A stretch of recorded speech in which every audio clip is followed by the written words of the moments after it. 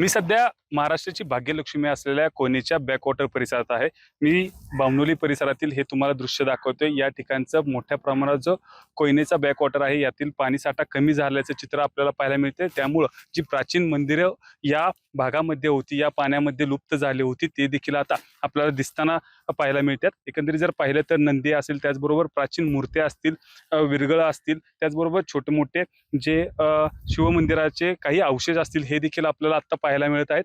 या ठिकाणी बरेच जे बामणोली परिसर होता या भागामध्ये या ठिकाणी ज्या वस्त्या होत्या त्या देखील त्याचे अवशेष देखील आता आपल्याला दिसू लागले आहेत. हे संपूर्ण पावसाळ्यात हे याच ठिकाणी विलुप्त होताना दिसतं, पाण्याखाली गेलेले असतात. मात्र आता पाण्याची पातळी ही कमी झाली आहे आणि त्यानंतर बामणोलीतील जे महत्त्वाची जी मंदिरं होती, ज्या बाजारपेठा होत्या, त्या देखील आता आपल्याला ह्या दिसू लागल्याचं चित्र आपल्याला पाहायला मिळते. एकंदरीत जर पाहिलं तर या ठिकाणी अनेक वाड्या वस्त्या या ठिकाणी होत्या आणि त्यानंतर आता बामणोली परिसरातील आणि तापोळा परिसरातील मोठ्या प्रमाणावर पाण्याचा साठा कमी झाला आहे आणि अशी जी प्राचीन मंदिरं होती त्याचे अवशेष देखील दिसू लागल्याचे चित्र पाहायला मिळते.